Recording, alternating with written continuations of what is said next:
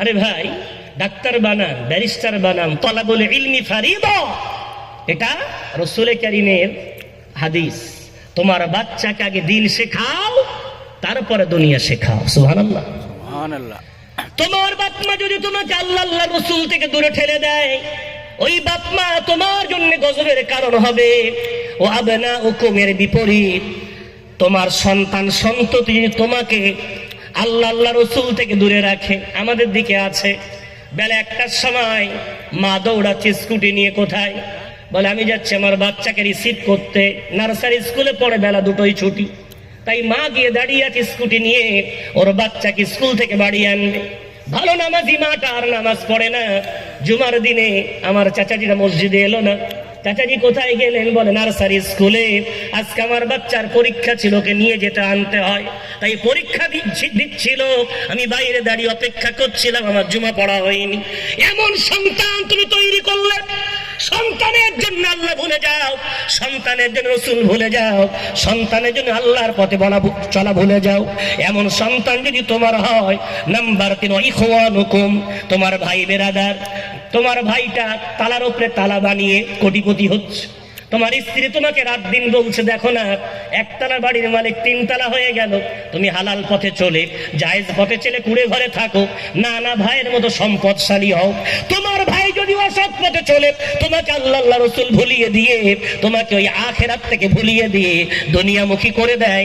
নম্বর 4, আজওয়াজুকুম, তোমার স্ত্রী যদি রাত দিন শুধু অভাব অভাব, যাও না ওর মতো লটারি কেটে একবার তোমার ডান বাদে কিনা, দেখো না সুদ খেয়ে সম্পদশালী হতে পারো কিনা। তোমার স্ত্রী তোমাকে যদি দুনিয়া মুখী করে ফেলে, আখিরাত থেকে দূরে ঠেলে দেয়। ও আশিরাতুকুম, নম্বর 5, তোমার খানদানের মানুষ যদি তোমাকে, খানদান মানে শহরগুলো এগুলো হয়, ফ্ল্যাট নেওয়ার একটা কম্পিটিশন। ছেলে বলে আমার বাপের 2টো ফ্ল্যাট, বন্ধু বলে আমার বাপের 3টে ফ্ল্যাট, আর এক বন্ধু বলে আমার বাপের 4টে ফ্ল্যাট। কি করে নিলে ভাই? ওই ফ্ল্যাটগুলো নিয়েছে সব লোনের টাকায়, হারাম টাকায়, অসৎ টাকায়। তো এই স্ট্যাটাস, আশেপাশের খানদানের স্ট্যাটাস রক্ষা করতে গিয়ে তোমার আশেপাশের মানুষগুলো তোমাকে জাহান্নামের পথে নিয়ে যায়। নম্বর 6, আল্লাহ বলছেন, ও আমওয়ালুন ইকতারাফতুমুহা, 5 ওয়াক্ত নামাজি মানুষ আর বাজারে দোকান করার পর আর নামাজ পড়ে না। কি ব্যাপার ভাই, তুমি নামাজ পড়ো না কেন?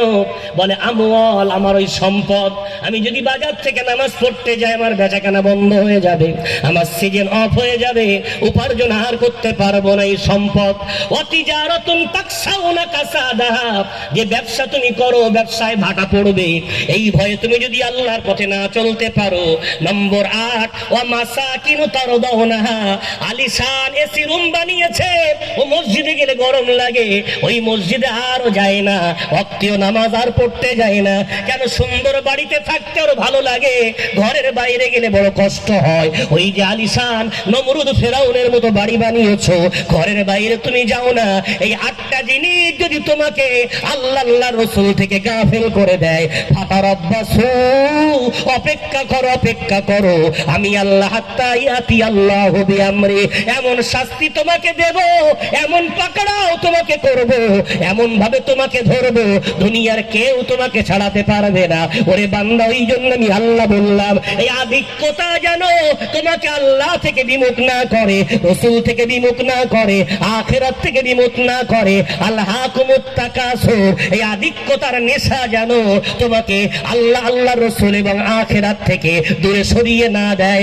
যদি দেয়, আমি আল্লাহ এমন ধরা ধরবো, কেউ তোমাকে বাঁচাতে পারবে না। এই যে 8টা জিনিস আমরা সবাই ধরা পড়ে গেছি। হুজুর বলেন, ইমাম বলেন, বক্তা বলেন, আলেম বলেন, আর সাধারণ মানুষ বলেন, আছে না নাই? সব এসে গেছে। সুতরাং খুব সাবধান, পিতামাতা আমাকে যেন দিন থেকে গাফেল না করে, সন্তান আমাকে দিন থেকে গাফেল না করে, আমার ভাই বেরাদার দিন থেকে গাফেল না করে, আমার স্ত্রী আমাকে যেন দিন থেকে গাফেল না করে, আমার খানদান আমাকে দিন থেকে গাফেল না করে, আমার অর্থ আমাকে দিন থেকে গাফেল না করে, আমার ব্যবসা আমাকে দিন থেকে গাফেল না করে, আমার বিল্ডিং মালাখানা আমাকে দিন থেকে যেন গাফেল না করে। আমি যদি এগুলো থেকে দূরে থাকতে পারি, ইনশাআল্লাহুল আজিজ জান্নাতি জান্নাতি জান্নাতি। আল্লাহ আমাদের প্রত্যেককেই জান্নাতি হওয়ার তৌফিক এনায়েত করেন। উচ্চ আওয়াজে বলেন আল্লাহুম্মা আমিন। আল্লাহুম্মা আমিন। আকাশ বাতাস মুখরিত করে বলেন আল্লাহুম্মা আমিন। আল্লাহুম্মা আমিন। আল্লাহ আমাদের প্রত্যেককে ওই কোরআনুল কারীম মাথার মুকুট বানিয়ে আমরা যেন ধারণ করতে পারি। কিয়ামতের দিন এই কোরআন আমাদের নাজাতের জরিয়া হোক। 4 দিন ব্যাপী তাফসীরুল কোরআন মাহফিল, সোনার দেওয়া জানি কি একটা আজকের এই শেষ দিনের আখিরি সেশনে আমি গুনাহগার আব্দুল কাইয়ুম নাদভী, আমার ভাষাগত কোনো ভুল ত্রুটি হলে আপনারা ক্ষমাসুন্দর নজরে দেখবেন। তথ্যগত ভুল হলে সভাপতি সাহেব আছেন, ধরিয়ে দেবেন। আর যদি তিনি না ধরিয়ে দেন, আল্লাহর কাছে ক্ষমা চায়। যদি তথ্যগত কোনো ভুল হয়, আল্লাহ সেগুলো স্মৃতি থেকে মুছিয়ে দেন।